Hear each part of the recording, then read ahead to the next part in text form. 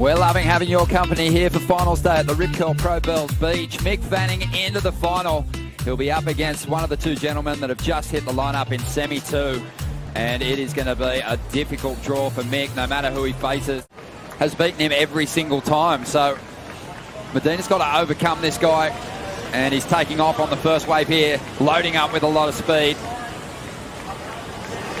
So fast his transitions have been throughout the contest. And he's so sure-footed, easily lands that floater, moves through to the inside. Starting to drive out on the open face now, up into the pocket once again. Always fades back into the bowl, rides over that foam and sets up those big vertical hits. Looking for a big finish here, drifts that tail. And he does stay on his feet.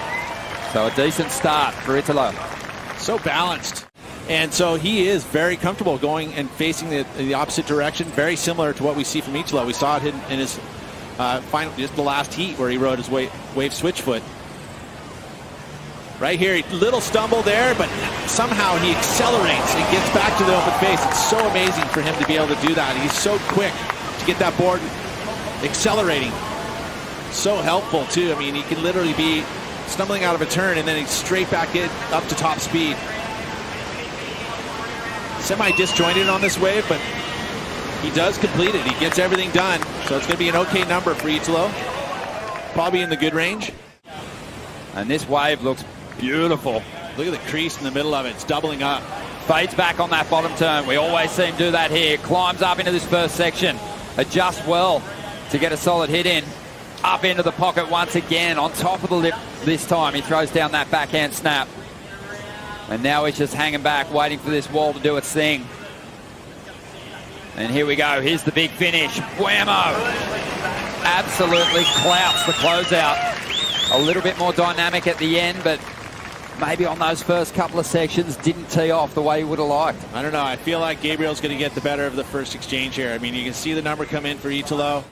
I just see Gabriel, bit more variety. You know, we saw that Italo had the kind of floater for the first two sections. We see here the fade sets up this first section.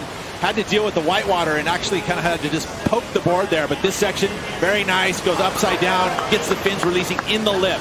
Key element there is doing that in the lip. Judges have been scoring that super high all event long. Wave flattens out here, but again, goes back to that end section and makes sure he tags it vertical.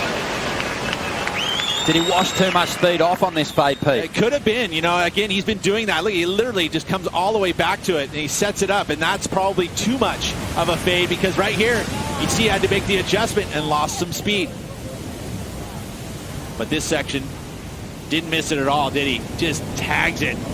Gets those fins up and over, compresses out of it, so he keeps the speed up. Still feels like to me that this is going to be a better number over Italo's first wave as well. Priority is with Italo. He lets this one go. Medina swoops. Let's see what he can do. Draws off the bottom into this first section. A huge backhand snap, setting the fins free, getting that tail above the lip. And wants to get another vertical approach up into the lip once again. Has to readjust, but stays out in front of it. A solid section here. He absolutely belts it. And the wave starts to flatten out, so Italo might regret letting this wave roll through. Medina had no hesitation in picking this one off, and again he gets a solid finish on the inside. Such amazing flow on that wave too. I mean, literally it is top to bottom from the start of the wave to the finish. I mean, there was one little double pump out of the bottom turn, but it didn't even look like it was really even a double pump. See how he mixes it up. Where he points his board is always straight up in the lip. There gets the release with the tail out of it, then the carve, drives through it, sets it up again off the bottom, waits and tags it. Gosh, so good in his timing here. It gets a little release underneath it. So showing some variety, great flow.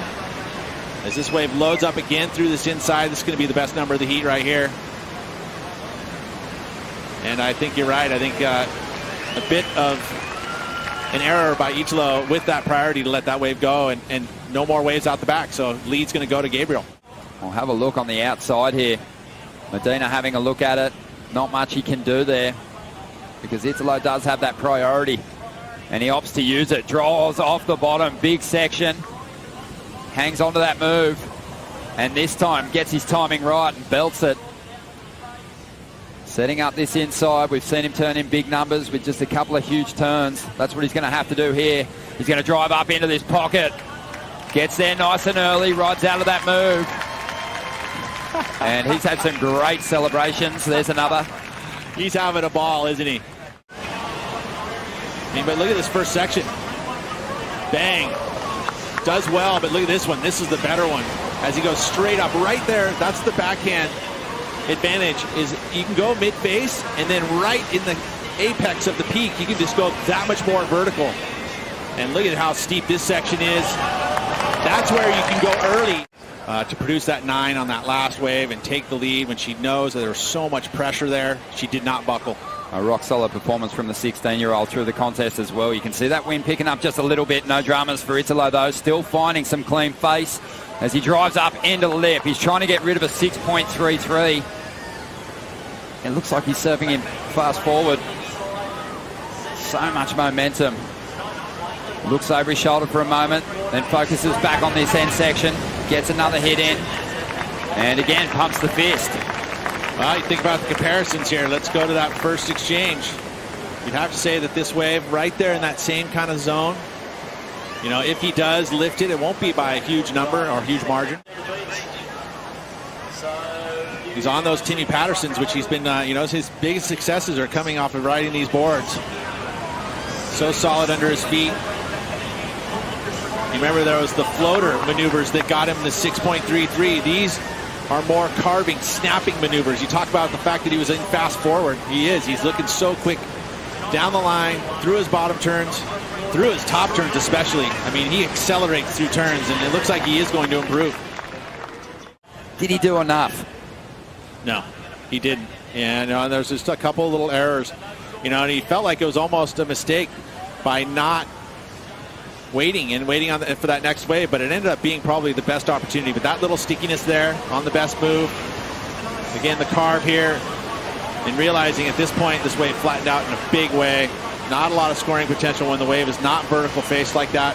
He needed it to stand up and just be tagging it through this inside section. You look at comparisons throughout this heat. I mean, his 7.6 was much better than this one. If he pulls that off, then there's something to think about. We haven't seen a lot of innovation and progression, and that would have definitely had the judges going, This one coming to a close. Italo Ferreira on fire. Another big heat score total. Another 16-point heat for the 23-year-old. And he will take on Mick Fanning. Mick Fanning touted this guy as a future world champion in his rookie season. And now Mick, in order to try and become the most winning surfer here at Bells Beach, has to overcome this excitement machine.